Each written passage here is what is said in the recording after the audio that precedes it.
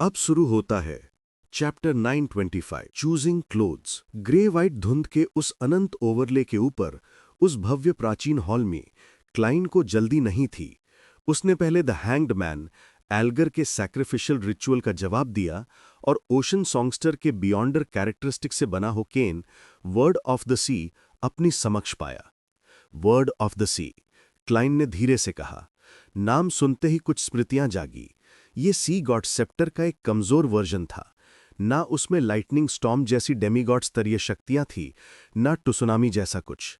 नकारात्मक प्रभावों की भी भरमार थी। क्लाइन ने उस सिल्वर इनलेड ब्लैक केन को अंगड़ाई में छुआ और सोचने लगा। शायद ग्रे फॉग के ऊपर की रहस्यमयी जगह ने इसे दबा रखा था, इसलिए ये जीवंत लक्षण अब दिख नहीं रहे थे।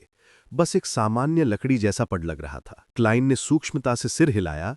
मिस्टिकल आइटम्स जिनके अंदर लिविंग कैरेक्टरिस्टिक्स हों कठिन होते हैं, पर दूसरी तरफ वे संवाद कर सकते हैं। डाई ऑफ प्रोबेबिलिटी भी बाद में सीख गया था। उसने निर्णय किया कि ये केन मुख्य रूप से विनर एन्जो को रखना बेहतर होगा। एन्जो की पैसिव लक अब शून्य थी, पर वो लगातार लक जमा कर रहा था।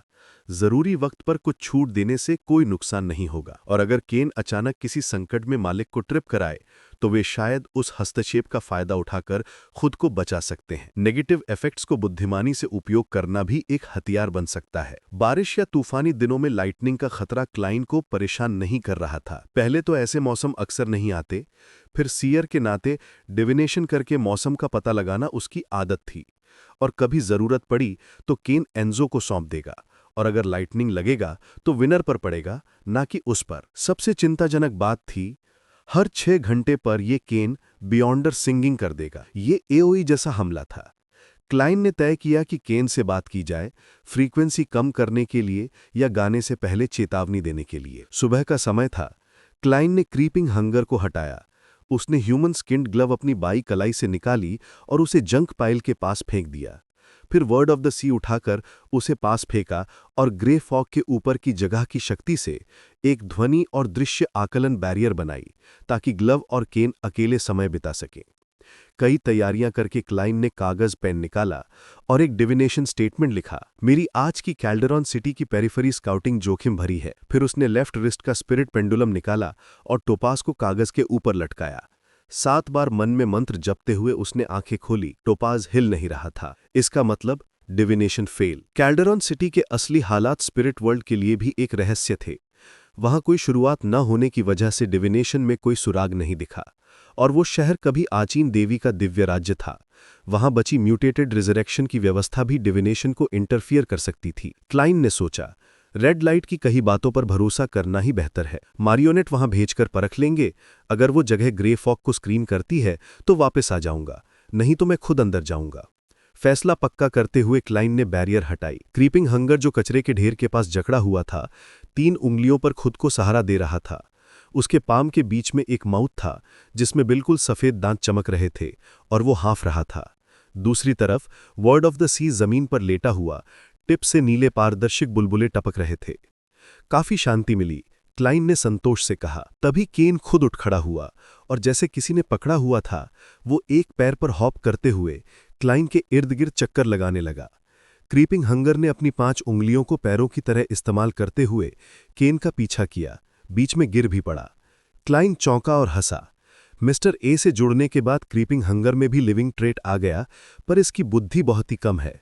उड़ सकता है पर फिर भी उंगलियों से भागता है। वो केन से नाराजगी व्यक्त करते हुए बोला, तुम सीक्वेंस 5 सेलर पाथवे के हिसाब से क्या आइटम हो, अगर सिर्फ एक पैर पर ही हॉप कर रहे हो? बच्चे भी तुमसे ज्यादा समझदार हैं। पर तभी सब चुप हो गए। क्लाइन ने धीरे से वर्ड ऑफ द सी उठाया और सहजता से बात की, और निगोसिएशन काम कर गई।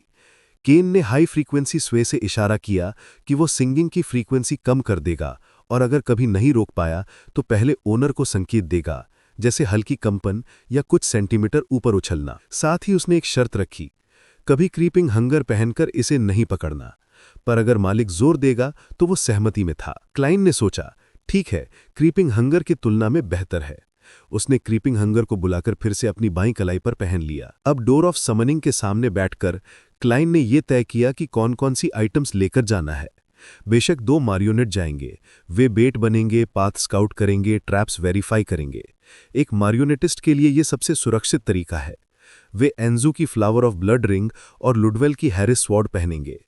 एन्जो को वर्ड ऑफ द सी देने का निर्णय हुआ और क्लाइन स्वयं स्पिरिट बॉडी के रूप में जाएगा।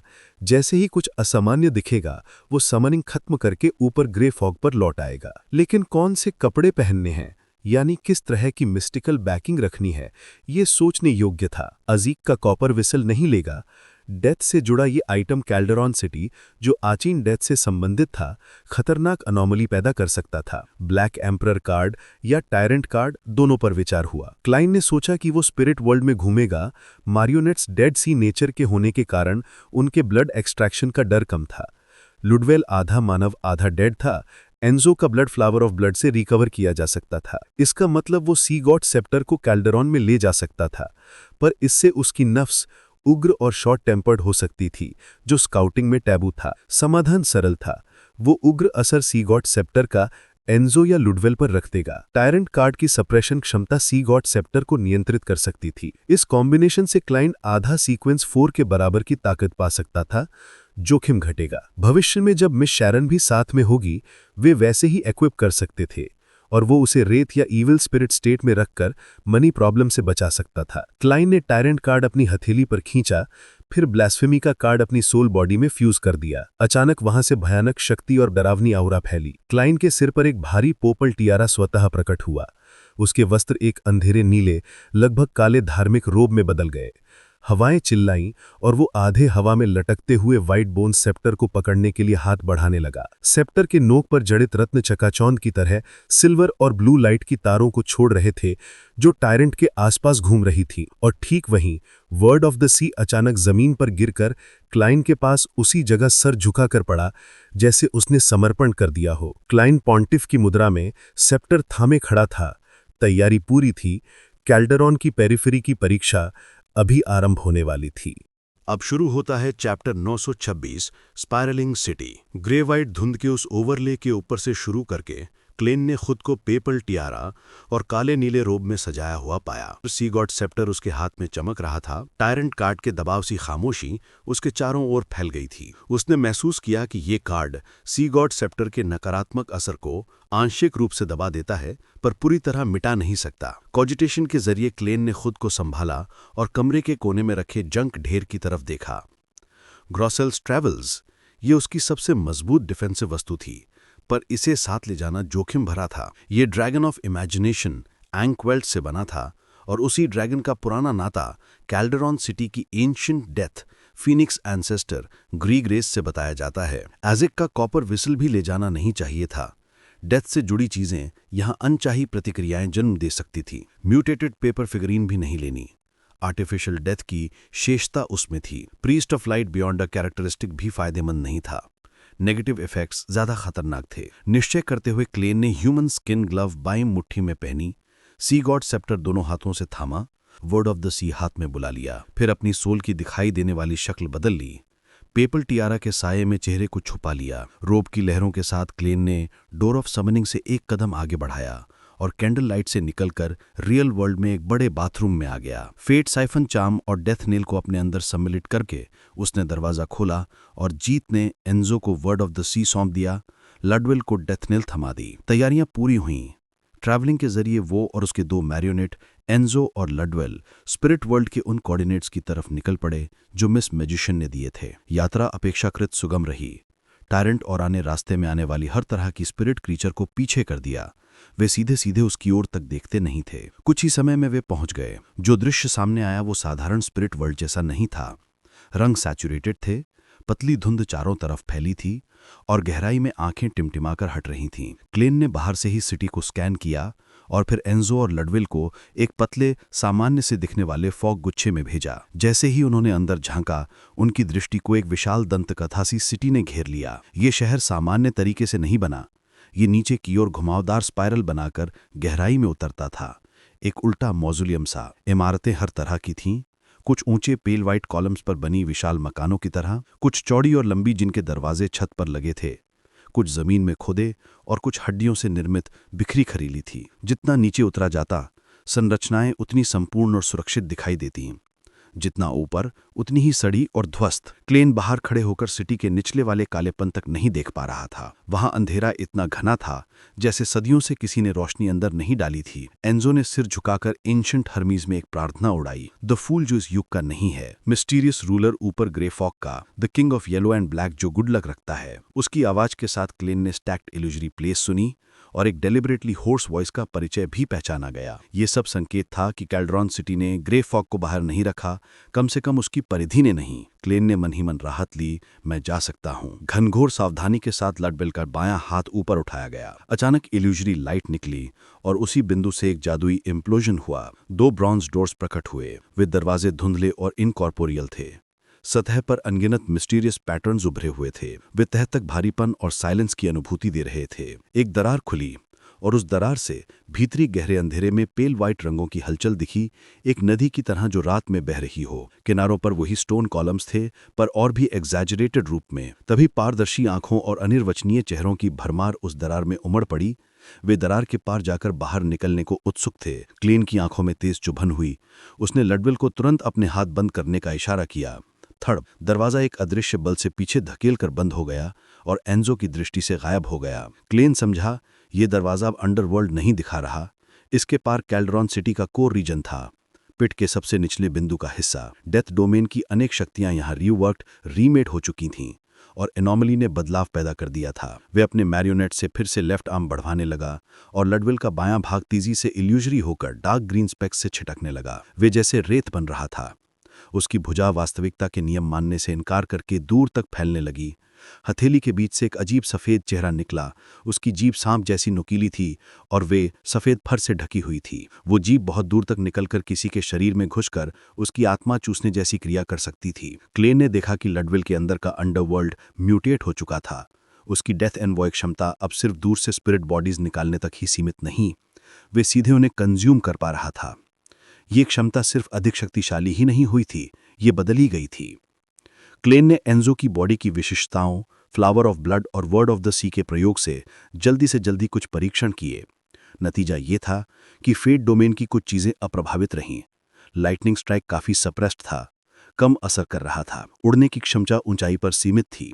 Wind blades, singing, illusory scales, balance और वाटर मेम्ब्रेन जैसी शक्तियों पर कोई बदलाव नहीं हुआ। इन निष्कर्षों के साथ क्लेन ने एंजो और लडवेल को पेल वाइट सीढ़ियों पर नीचे भेजा और कैल्ड्रॉन सिटी के परिफरी में भीतर चलकर इनिशियल इंस्पेक्शन शुरू की। वे हर बार खामोशी पर हैरान रहा था कि ये शहर इतना मृत क्यों है। एरोडेज और रेड लाइट आयोर मोरिया के कहने के विपरीत यहाँ पर परिफरल रीजन में कोई एक्टिव क्रीचर नहीं था। न स्केलेटन्स, न ज़ॉम्बीज, न कोई नॉन बोन लाइक स्ट्रक्चर। कुछ भी जिंदा नहीं दिख रहा था। एक टूटे हुए पेल वाइट कॉलम के पास उसकी नजर पड़ी। ऊपर बने प्राचीन पराइल भवन की छत पर एक सुनहरी डिस्क जमी थी। उसकी चिकनी सतह ने एक परछाई दिखाई, पर वे परछाई एंजो नहीं, बल्कि वो खुद क्लेन था, पेपल टियारा और डार्क नीले रोब में। वे परछाई भी उतनी ही उदास और सूनी थी, चेहरा फीका, आंखें लाइफलेस, मानो वे यहाँ वर्षों से परमानंद सी स्थिति में पड़ा हो। क्लेन का दिल तंग हुआ। कैल्ड्रॉन सिटी की इस गूढ़ और स्पाइरल संरचना ने उसे चेतावनी दी कि यहाँ हर कदम का मतलब गहराई से सोचना होगा, और वहीं से उसकी गहन जांच का असली अध्याय शुरू हुआ।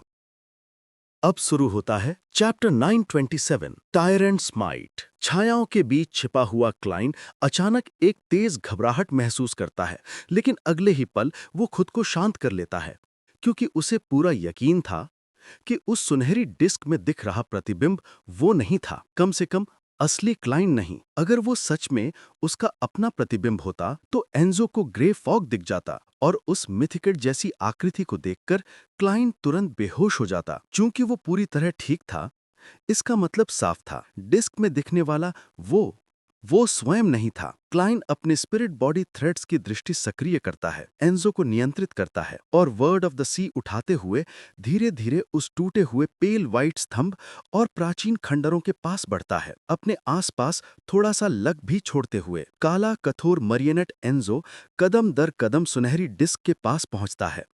कमर झुकाकर, केन उठाकर वो हर चीज को ध्यान से देखता है। डिस्क 2 परतों की थी, भीतर का भाग बिल्कुल दर्पण जैसा चिकना और किनारों पर पक्षी जैसी आकृतियां उकेरी गई थीं। संपूर्ण डिस्क में प्राचीन गरिमा का एहसास था, पर सबसे अजीब बात ये थी कि डिस्क हमेशा एक ही आकृति दिखाती थी। एंजो सामने खड़ा था, लेकिन प्रतिबिंब में दिखाई दे रहा था गमगीन चेहरा, धुंधली आंखें, सी गॉड सेप्टर, पेपल रोब और वही पेपल टियारा जो टायरेंट कार्ड के साथ आई थी। क्लाइंट डर जाता है।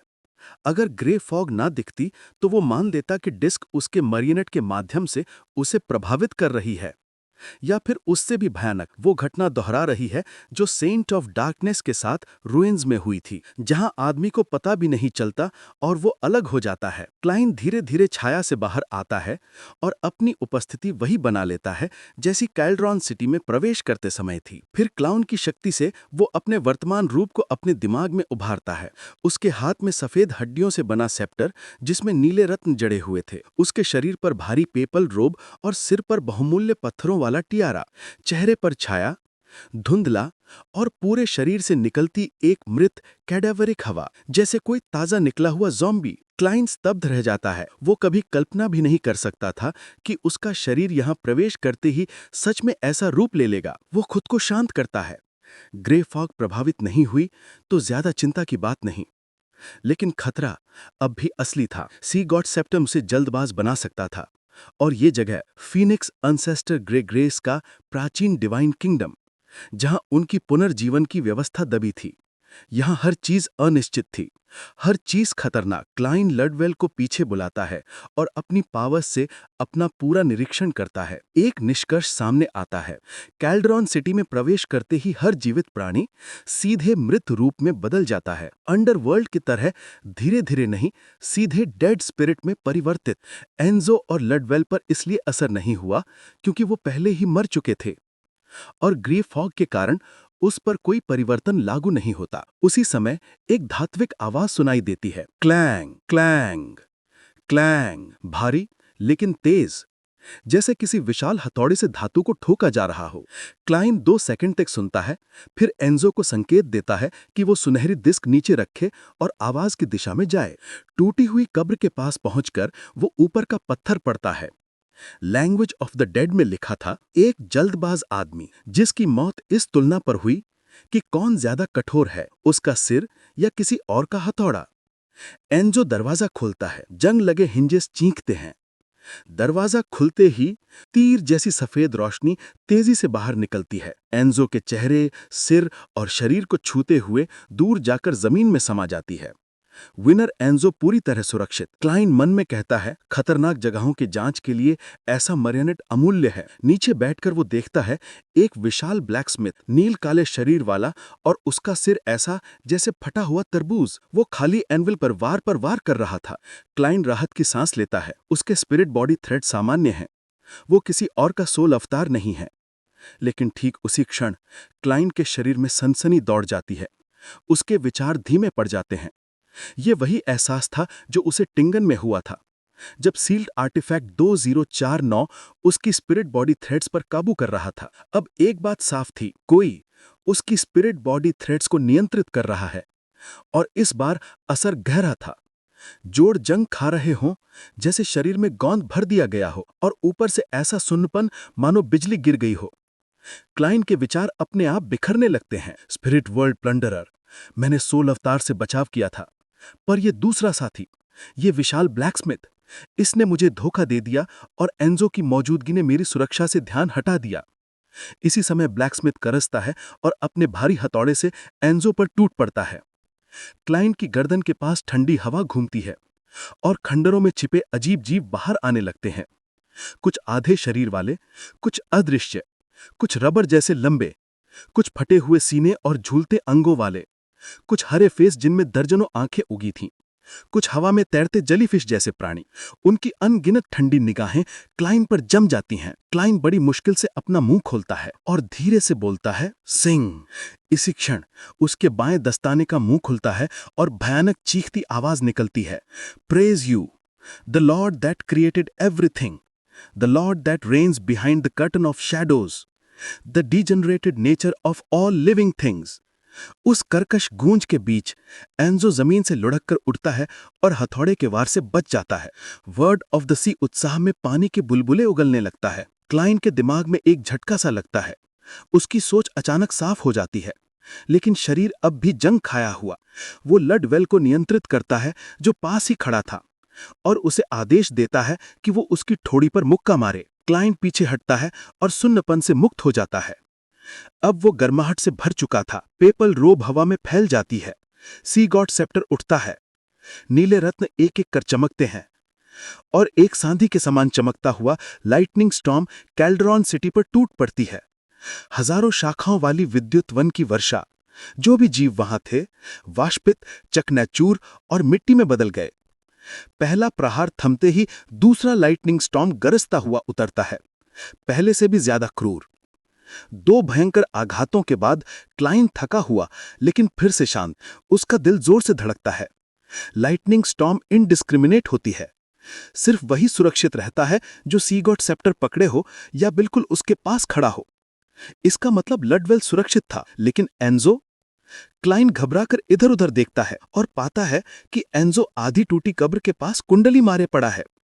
पीछे एक विशाल धात्विक हथौड़ा, जिस पर बिजली की अंतिम चिंगारियां नाच रही थीं। कुछ दूरी पर दो जले हुए और मानवीय ना होने वाले पैर। क्लाइन राहत की सांस लेता है, जैसा कि विनर करता है। इतनी तबाही में भी एन्जो बच निकला। वो स्पिरिट बॉडी थ्रेड्स की दृष्टि खोलता है और आसपास खोजता है spirit world प्लंडरर।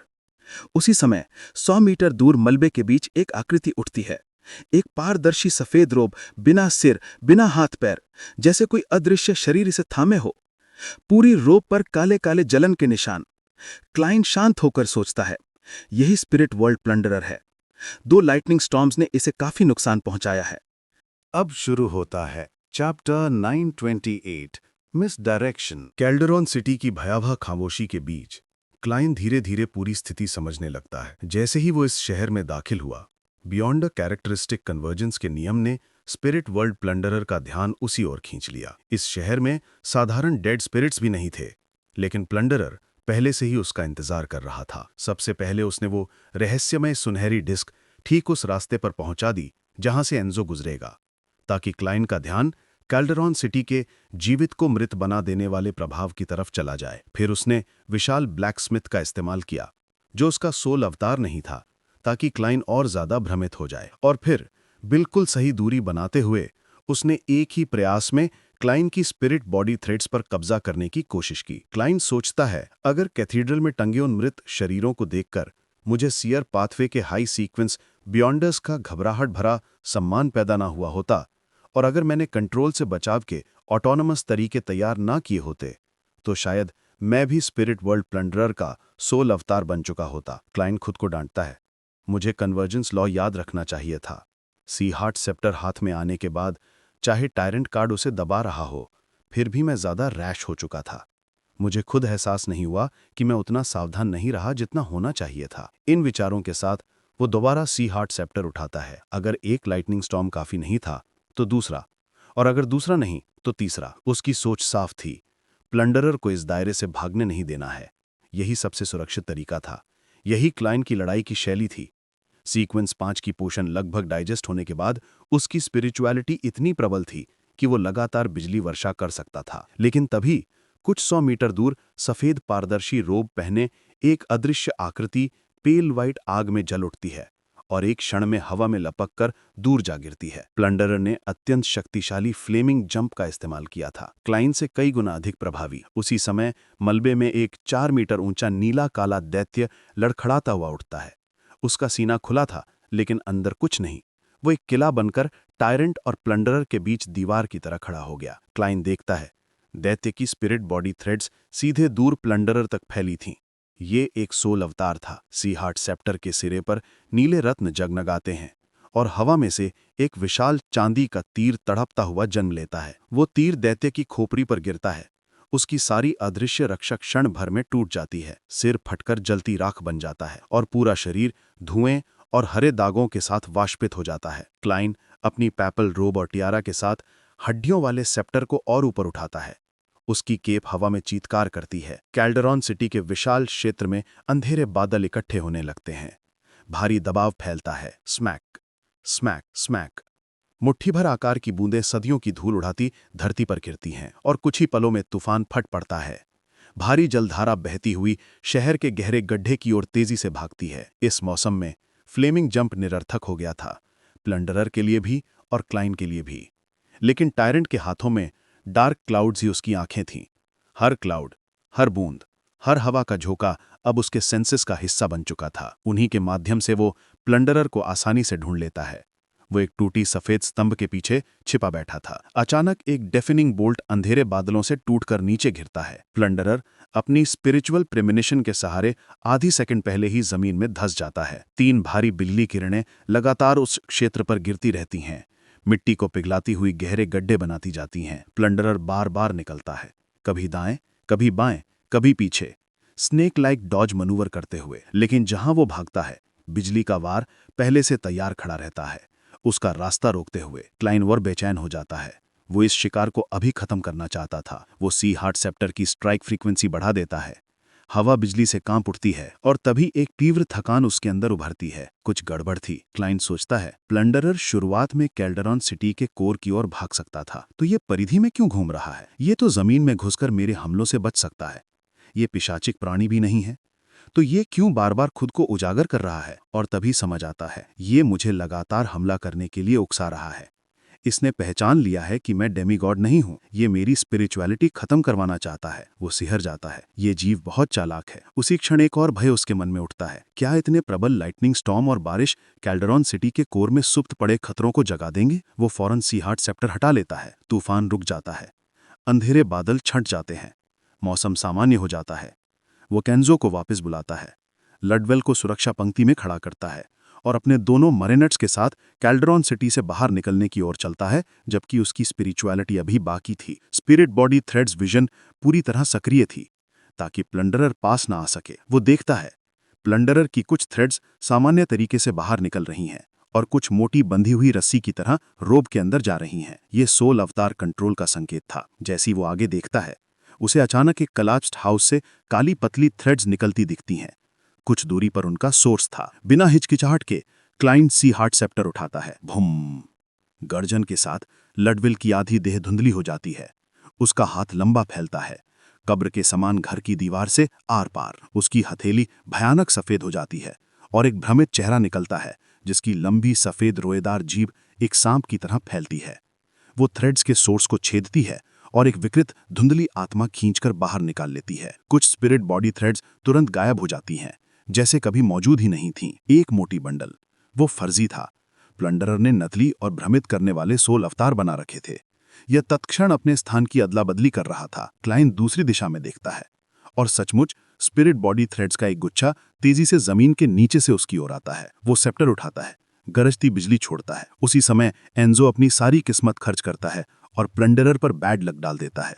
Word of the सी से एक सिल्वर बिजली निकलकर दरार के रास्ते नीचे उतरकर हमलावर पर गिरती है। थ्रेड्स का बड़ा हिस्सा क्षण भर में नष्ट हो जाता है। वो भी नकली था। क्लाइन अभी प्रतिक्रिया कर ही रहा था कि अचानक उसके विचार रुक जाते हैं। शरीर सुन्न हो जाता है। वो मुंह खोलकर मुश्किल से आदेश देने की कोशिश करता है और तभी सफेद रोब पहने अदृश्य आकृति आसमान से उतरकर उसके सामने खड़ी हो जाती है। प्लंडरर ऊपर बादलों में छिपा हुआ था, ग्रेश व्हाइट क्लाउड में घुला हुआ। उसके कॉलर से अजीब निशानों वाले कीड़े बाहर रेंगने लगते हैं। एक नजर डालते ही मस्तिष्क झंझना उठे। क्लाइन की याददाश्त टूटने लगती है। उसकी सोच बिखर जाती है। चेहरे पर पारदर्शी मांसल तंतु उगने लगते हैं, जैसे जीवित कीड़े। अगर टायरेंट कार्ड का स्तर ना होता, वो वहीं गिर पड़ता। अब प्लंडरर उसकी स्पिरिट बॉडी थ्रेड्स पर बिना रोक टक कब्जा करने लगा और कुछ ही सेकंड में लगभग सफल हो गया था। लेकिन तभी कठिनाई से मुंह खोलकर क्लाइन एक शब्द बोलता है, फेट। ये फेट साइफन चार्म का हर्मीज इनकैंटेशन था और प्लंडरर स्तब्ध रह जाता है। क्लाइन शुरुआत से ही जाल बिछा रहा था। अगर भागना होता तो वो मरेनेट्स उठाकर ग्रे फॉग के ऊपर लौट जाता, लेकिन वो एंट्री की ओर गया क्योंकि वो प्लंडरर को फंसाने आया था। वो इतनी जल्दी कंट्रोल से बाहर इसलिए निकला क्योंकि वो ऐसी स्थितियों से पहले कई बार गुजरा था और उसकी पहली योजना सिंह नहीं बल्कि एंजो अपनी सारी किस्मत खर्च करे और प्लंडरर को अत्यधिक बैड लक दे दे। यही वो क्षण था जहां जाल पूरी तरह बंद हो गया।